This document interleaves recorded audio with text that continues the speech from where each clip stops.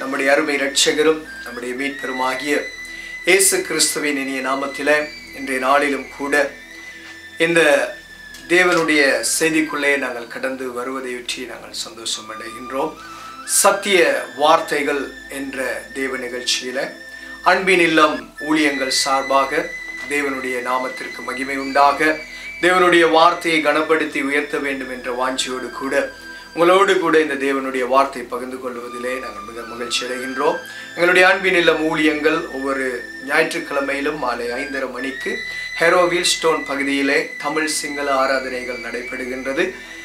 நீங்களும் இன்றைய நாளிலும் உங்களுடைய இருப்பிடங்களிலே ஆண்டவருடைய நாமத்தை தொழுது கொள்ள வேண்டும் என்ற ஆசைகள் இருக்குமானால் வேற எந்த சபைக்கும் செல்லாதிருந்தால் நீங்களும் கடந்து வந்து இந்த ஆராதனையிலே கலந்து கொண்டு தேவனை மகிமைப்படுத்துங்கள் என்று உங்களை அன்போடு அழைக்கின்றோம். இன்றைய நாளிலும் தேவனுடைய வார்த்தைக்குள்ளே நாங்கள் கடந்து செல்லும்படியாய் ஒரு முறை ஜெபம் செய்து கர்த்தரை மகிமைப்படுத்துவோம்.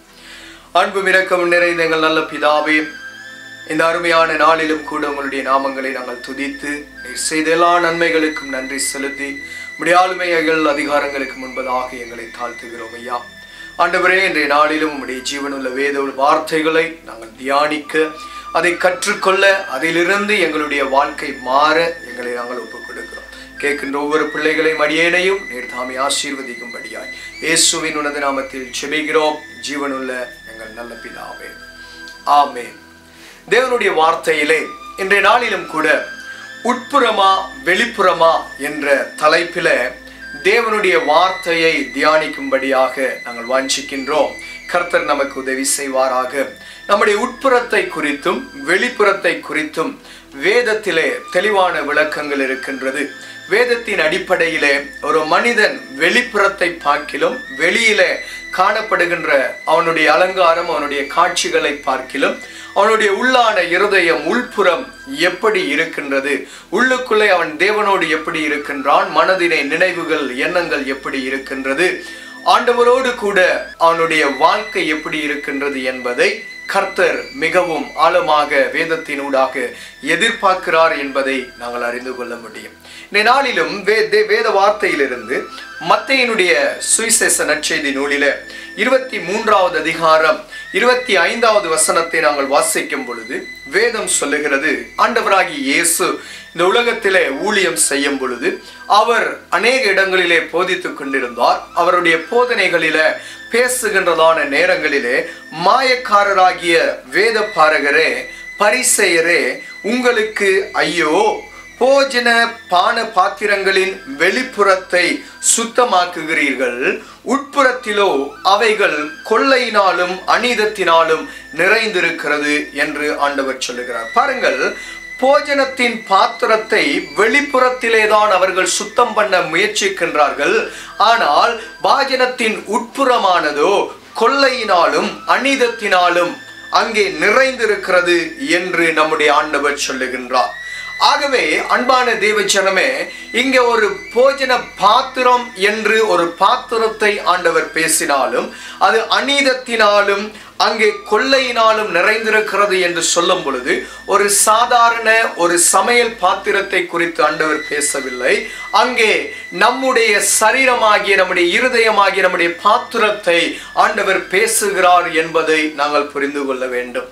அவ்வகையிலே நாங்கள் பார்க்கும் பொழுது இந்த உள்புறமானது சுத்தமாகும்படிக்கு ஆண்டவர் விரும்புகின்றார். ஆகவேதான் ஆண்டவராகிய இயேசு மத்தேயு 23:26 சொல்லும் பொழுது ஆண்டவர் சொல்லுகிறார், குருடனான பரிசேயனே, போஜன பாத்திரங்களின் வெளிப்புறம் சுத்தமாகும்படி அவைகளின் உட்புறத்தை முதலாவது சுத்தமாக்கு என்று சொல்லுகின்றார். அன்பான தேவச்சனமே, வேத வார்த்தையின் அடிப்படையிலே நம்மை பார்க்கும் பொழுது நம்முடைய உடை அலங்காரத்தையோ, நம்முடைய வெளியிலே நாங்கள் செய்கின்றதான உடற்பயிற்சிகளோ, நம்முடைய எல்லா விதமான கவர்ச்சிகரமான காரியங்களை நாங்கள் வெளிப்படுத்தினாலோ, ஆண்டவர் ஒரு மனுஷனுடைய உள்புறத்தை அவர் நோக்கி பார்க்கின்றார்.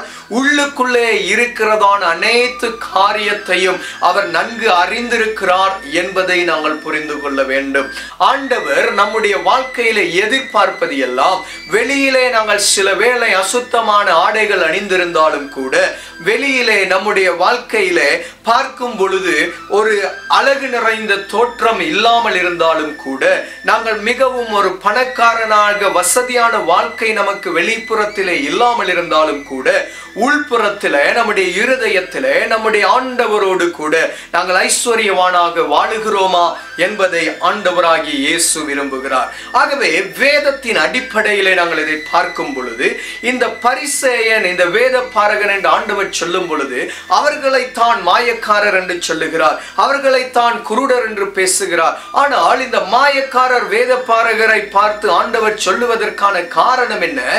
தேவனுடைய வார்த்தையின் ஜீவன் உள்ளான இருதயத்திலே அவர்களுக்குள்ளே இருந்து ஆண்டவர் விரும்புகிறதை தேவ வார்த்தையின்படி செய்வதை பார்க்கிலும் தங்களுக்கென்று ஒரு சுய காரியங்களை, தங்களுக்கென்று சில போதனைகளை, தங்களுக்கென்று ஒரு வழிமுறைகளை, தங்களுக்கென்று ஒரு பாரம்பரியத்தை வைத்துக்கொண்டு அதனூடாக அவர்கள் கிரியை செய்கின்றபடியினாலே, அதனூடாக அவர்கள் மற்ற ஜனங்களை வழி நடத்துகின்றபடியினாலே ஆண்டவராகிய தேவன் இந்த காரியத்தை வெளியரங்கமாய் சொல்லுகிறார். வேத பாரகரும் பரிசேயரும் வெளியிலே அலங்காரமாக பார்க்கும் பொழுது அவர்கள் இருப்பார்கள். ஏனென்றால் ஆண்டவராகிய இயேசு மார்க்குவின் புத்தகத்திலே 12வது அதிகாரம் 38வது வசனத்தை நாங்கள் தியானிக்கும் பொழுது இப்படி சொல்லுகிறார். என்ன?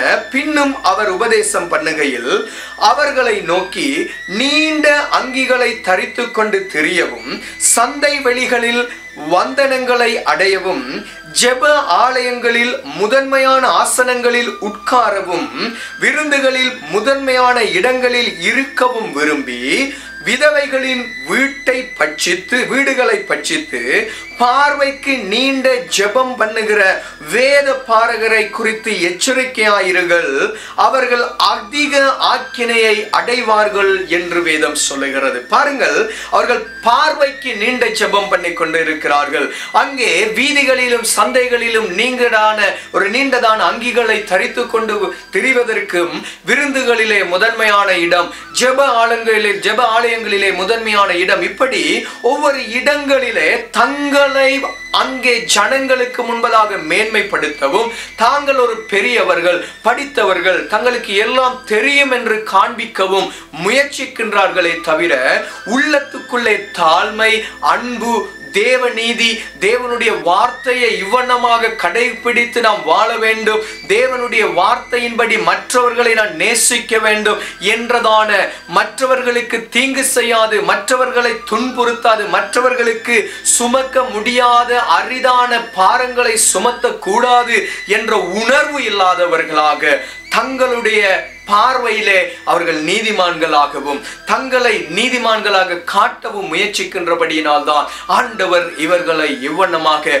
வெளிப்புறத்தை அலங்கரிக்கிறார்கள் என்று குறித்து ஆண்டவர் தெளிவாக அங்கே சொல்லுகின்றார். இந்த வேத பாரகன் என்பவன் தேவனுடைய வேதத்தை நன்கு கற்று அறிந்திருக்க வேண்டியவன். தேவனுடைய வார்த்தையை, அவன் ஜீவனை, அந்த வேதாகமங்களில் இருக்கிறதான சத்தியங்களை தெளிவாய் புரிந்து கொண்டு, தெளிவாய் அறிந்திருந்து அநேக ஜனங்களுக்கு தேவனுடைய சத்தியத்தை தெளிவாய் பேச வேண்டிய வேத பாரகனாய் இருக்க வேண்டியவர்கள் அவர்கள் மாறாக இருக்கின்றபடியினால் தான் வேதத்தின் அடிப்படையிலே தெய்வம் அவர்களுக்கு இவ்வண்ணமாய் பேசுகின்றார். இந்த வேத பாரகனை குறித்து நாங்கள் புரிந்து கொள்ள வேண்டும் என்றால், எஸ்ராவின் புத்தகம் 7வது அதிகாரத்திலே 6வது வசனத்திலே வாசிக்கும் பொழுது, அந்த எஸ்ரா என்ற வேத பாரகனை குறித்து வேதம் என்ன சொல்லுகிறது தெரியுமா? இந்த எஸ்ரா இஸ்ரவேலின் தேவனாகிய கர்த்தர் அருளிய மோசேயின் நியாய பிரமாணத்திலே தேறின வேத பாரகனாயிருந்தான் என்று வேதம் சொல்லுகிறது. மோசே மூலமாக தெய்வம் எழுதி கொடுத்த நியாய பிரமாணங்களிலே அவன் தேறினவனாயிருக்கின்றான். இந்த தேறின வேத பாரகன் அவன் வேதத்திலே, சத்தியத்திலே, வேத வார்த்தைகளில் இருக்கிற ரகசியங்களை அறிந்து கொண்டு புரிந்து கொண்டதை ஆராய்ந்து தேடி தனக்கென்றும் தன்னுடைய ஜனங்களுக்கும் என்றும் அந்த வேதத்தை அவன் ஆழமாய் அவன் தியானிக்கின்றபடியினாலே, வேத வேதத்தை அநேகம் தன்னுடைய வாழ்க்கையிலே முதன்மைப்படுத்துகின்றபடியினாலே அவன் வேதம் சொல்லுகிறது, அவனுடைய தேவனாகிய கர்த்தருடைய கரம் அவன் மேல் இருந்ததினால். பாருங்கள், வேதத்திலே அவன் தேறினவனாக, வேதத்தை அவன் நேசிக்கின்றவனாக, வேதத்துக்கு முதலிடம் கொடுக்கின்றவனாக, ஒரு தெளிவான உண்மையுள்ள தேவன் விரும்புகிற வேத பாரகனாய் அவன் இருந்தபடியினாலே அவனுடைய தேவனுடைய கரம் அவன் மேல் இருந்தது என்று வேதம் சொல்லுகிறது. ஒரு மனிதனுடைய வாழ்க்கையிலே தேவனுடைய கரம் நம்மோடு இருக்க வேண்டும் என்றால் தேவனுடைய வார்த்தைக்கு முக்கியத்துவம் கொடுக்க வேண்டும். தெய்வம் கொடுத்திருக்கிற ஜீவனுள்ள வார்த்தைகளை தியானிக்கிறவர்களாக, நேசிக்கின்றவர்களாக, அந்த வார்த்தையை கனப்படுத்துகிறவர்களாக மாத்திரமல்ல, அந்த வார்த்தையின்படி வாழுகிறவர்களாய் தங்களை ஒப்புக் கொடுக்கும் பொழுது நம்முடைய தெய்வம் நம்மோடு கூட தம்முடைய அன்பை விளங்கப்படுத்துவதை, தம்முடைய கிரியைகளை வெளிப்படுத்துவதை, தன்னுடைய காரியங்களை நம்மை கொண்டு நடத்துவதை நாங்கள் பார்க்க முடியும். தேவச்சனமே, அன்பான சகோதரனே, சகோதரியே, அந்த வேத வார்த்தையை பார்க்கும் பொழுது என்ன சொல்லுகிறது? மிகுதியாக அந்த தேவனுடைய கரம் அவனோடு கூட இருந்தது மாத்திரமல்ல, அவன் என்னென்ன காரியங்களை எல்லாம் இவைகளை எல்லாம் கேட்கிறானோ ராஜாவினிடத்திலே அனைத்தும் அவனுக்கு கிடைத்தது என்று வேதம் சொல்லுகிறது. ஆண்டவருடைய காரியங்களுக்காக, வேலைகளுக்காக ராஜாவினிடத்தில் அவன் கேட்கிற அனைத்து காரியங்கள் கூட அங்கே அவனுக்கு கிடைக்கின்றது. ஏனென்றால் அவன் செய்கிறது எல்லாமே ஆண்டவர் ஆசீர்வதிக்கின்றார், ஆண்டவர் அவனுக்கு கிருபை கொடுக்கின்றார், ஆண்டவர் அவனோடு கூட இருக்கிறபடினாலே எல்லா ஜனங்களுடைய கண்களிலும் அவனுக்கு தயவும் இரக்கமும் கிடைக்கின்றது. அன்பான தேவஜனமே, அப்படியானால் வேதத்தை நேசிக்கின்றேன், வேதத்தை தியானிக்கின்றேன், வேதத்தை வாசிக்கின்றேன், வேதம் வழியாகத்தான் என்னுடைய வாழ்க்கையிலே பாவ மன்னிப்பை புரிந்து கொண்டேன், என்னுடைய வாழ்க்கையிலே இயேசு என்கின்ற இரட்சகரை அறிந்து கொண்டேன், நான் ரட்சிக்கப்பட்டிருக்கிறேன் என்று சொல்லுகிற தேவஜனமே, இன்றைக்கு நாங்கள் சபைகளுக்கு செல்லலாம், ஊழியங்களை செய்யலாம், வேதத்தை தியானிக்கலாம். நம்முடைய வாழ்க்கை உள்புறம் தேவனுக்கு முன்பதாக எப்படி இருக்கின்றது? உள்புறமானது தேவன் விரும்புகிற வண்ணம் இருக்கின்றதா, அல்லது மாயக்காரர் பரிசேயர் என்று அங்கே வேத பாரகருக்கு ஆண்டவர் பேசுகிறது போல நம்முடைய வாழ்க்கை இருக்கிறதா? நாம் வெளியிலே அலங்காரமாக காணப்பட்டு கொண்டு உள்ளுக்குள்ளே நாங்கள் அலங்கோலமாய் இருக்கின்றோமா என்று எங்களுடைய வாழ்க்கையை வேத வசனங்களின்படி நாங்கள் ஆராய்ந்து பார்க்க வேண்டும். அன்பான சகோதரனே, அன்பான சகோதரி, இந்த செய்தியை கேட்டுக்கொண்டிருக்கிற தேவச்சனமே, இந்த வேத வார்த்தைகளுக்கு ஒரு சம்பவத்தை நான் உங்களுக்கு காண்பித்து தர வேண்டும் என்று ஆசைப்படுகின்றேன். 2 ராஜாக்களுடைய புத்தகத்தில் 5வது அதிகாரத்தை நாங்கள் தியானிக்கும் பொழுது, அந்த 5வது அதிகாரத்தில் நாகமான் என்று சொல்லப்படுகின்ற ஒரு குஷ்டரோகி இன்னொரு தேசத்தில இருந்து தேவ மனுஷன் இருக்கிறதான அந்த இஸ்ரேல் தேசத்துக்குள்ளே கடந்து வரும் பொழுது அங்கே அந்த நடக்கின்ற ஒரு சம்பவம் நீங்கள் அறிந்திருக்கிறீர்கள், தெரிந்திருக்கிறீர்கள். ஆகவே அதற்குள்ளாக இருக்கிற ஒரு காரியத்தை நாங்கள் தியானிக்கும்படியாக நான் வாஞ்சிக்கின்றேன். என்ன அங்கே பார்க்கின்றோம்? நாகமானுடைய வாழ்க்கையில குஷ்டம் இருந்தது. அவன் ஒரு இராணுவ வீரனாய் இருந்தாலும், ஒரு தளபதியாய் இருந்தாலும், அவனுடைய சரீரத்தில இருந்த அந்த குஷ்ட ரோகத்தை எத்தனை வைத்தியம் கொண்டும் அவனுடைய ராஜா, அவனுடைய அதிபதியை என்னதான் முயற்சித்தாலும் அது சுகம் கிடைக்காத போதிலும் அவன் இந்த இஸ்ரேல் தேசத்துக்கு தீர்க்கதரிசியினிடத்திலே, எலிசா தீர்க்கதரிசியினிடத்திலே கடந்து வரும் பொழுது அந்த எலிசா தீர்க்கதரிசி அவன் அண்டையிலே கிட்டே வரவும் இல்லை, அவருக்கு வெளியே வந்து தன்னுடைய முகத்தை காண்பிக்கவும் இல்லை. அந்த நாகமான் வருகிறான் என்று கேள்விப்பட்ட உடனே அவன் அங்கே ஆளை அனுப்பி அவர் சொல்லுகிறார், நீ போய் யோர்தானில 7 தரம் நீ முழுகி எழுந்ததற்கு பின்பதாக சுத்தமாவா என்று சொல்லுகிறதை அந்த நாகமான் கேட்க மனதில்லாமல் கோபம் அடைந்து, அங்கு எங்களுடைய ஊரிலே இப்படியாப்பட்ட குளங்கள் இல்லையா, தண்ணீர் இல்லையா என்று ஆத்திரத்தோடு போகும் பொழுது அவனுடைய வேலைக்காரர்கள் சொல்லுகிறார்கள், பெரிய காரியத்தை ஒன்றும் சொல்லவில்லையே, இலகுவான காரியத்தை தானே சொல்லி இருக்கிறார், ஆகவே செய்து பாருங்கள் என்று சொல்லி அவர்களுக்கு சொன்ன உடனே அங்கே அவன் போய் அந்த யோர்தானிலே 7 தரம் முழுகும் பொழுது அந்த நாகமானுடைய குஷ்டம் நீங்கி அவனுடைய சரீரம் சிறு அழகான தோள்களாக மாற்றப்பட்டது. இந்த சம்பவம் நமக்கு தெரியும். ஆனால் இந்த சம்பவத்திற்கு பின்பதாக நடக்கின்றதான ஒரு காரியத்தை நாங்கள் புரிந்து கொள்ள வேண்டும். என்ன? இந்த நாகமான் குஷ்டமாம் நீங்கின உடனே பாருங்கள், வேதத்திலே 2 ராஜாக்களுடைய புத்தகம் 5வது அதிகாரம் 15வது வசனம் சொல்லுகிறது, அப்பொழுது அவன் தன் கூட்டத்தோடு எல்லாம் தேவனுடைய மனுஷனிடத்திற்கு திரும்பி வந்து அவனுக்கு முன்பாக நின்று, இதோ இஸ்ரவேலில் இருக்கிற தேவனை தவிர பூமி எங்கும் வேறே தேவன் இல்லை என்பதை அறிந்தேன். இப்போதும் உமது அடியேன் கையில் ஒரு காணிக்கை வாங்கிக் கொள்ள வேண்டும் என்றான். இங்கே அவன் சுகமடைந்த பின்பதாக அந்த மனுஷன் மறுபடியுமாக எலிசாவின் இடத்திலே வந்து சொல்லுகிறார், இந்த இஸ்ரவேலின் தேவனை தவிர வேறு தேவன் இல்லை. காரணம், இந்த இஸ்ரவேலின் தேவனுடைய ஊழியனாயிருக்கின்ற தீர்க்கதரிசியாயிருக்கின்ற தேவ மனுஷனாகிய இந்த எலிசாவினுடைய வாயிலிருந்து புறப்பட்ட வார்த்தை தேவனுடைய அபிஷேகத்தோடு தேவ வார்த்தையாய், தெய்வம் சொல்லுகிற வார்த்தையாய் கடந்து வந்து அவன் சொன்ன அந்த காரியத்தை இந்த நாகமான் செய்த வேளையிலே அவனுடைய வாழ்க்கையிலே இருந்ததான பெரிதான ஒரு கஷ்டம், பெரிதான ஒரு வியாதி, பெரிதான ஒரு அருவருப்பு அவனை விட்டு மாறின உடனே அவன் மறுபடியும் கடந்து வந்து சொல்லுகிறான், இந்த இஸ்ரவேலின் தேவனை தவிர வேறே தேவன் இல்லை. ஏனென்றால் அவனுடைய வழிபாடுகளிலே, அவனுடைய மதத்திலே அவன் இருந்து எத்தனையோ வைத்தியங்களை செய்திருப்பான், எத்தனையோ விதமான அவர்களுடைய சடங்காச்சாரங்களை செய்திருப்பான். ஒன்றியுமே அவனுடைய வாழ்க்கையில அந்த சுகம் வரவில்லை. ஆகவே இஸ்ரவேலின் தேவன் தான் குஷ்ட ரோகத்தை, பெரிதான ஒரு வியாதியை நீக்கிறதற்கு வல்லவர் என்று அவன் அறிந்து கொண்டான். அதற்கு பின்பதாக அவன் கடந்து வந்து என்ன சொல்லுகிறான், நீர் ஒரு காணிக்கை வாங்க வேண்டும்.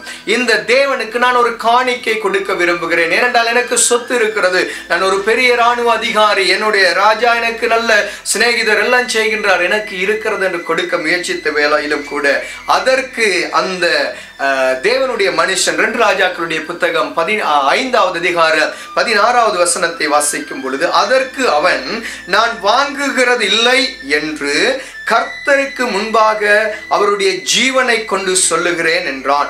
வாங்க வேண்டும் என்று அவனை வரிந்தனாலும் தட்டுதல் பண்ணினான். பாருங்கள், தேவனுடைய மனுஷன் உள்புறமும் அழகாயிருக்கிறது, வெளிப்புறமும் அவனுடைய கிரியைகள், செயல்கள், பேச்சுகள் எல்லாம் அழகாக இருக்கிறது.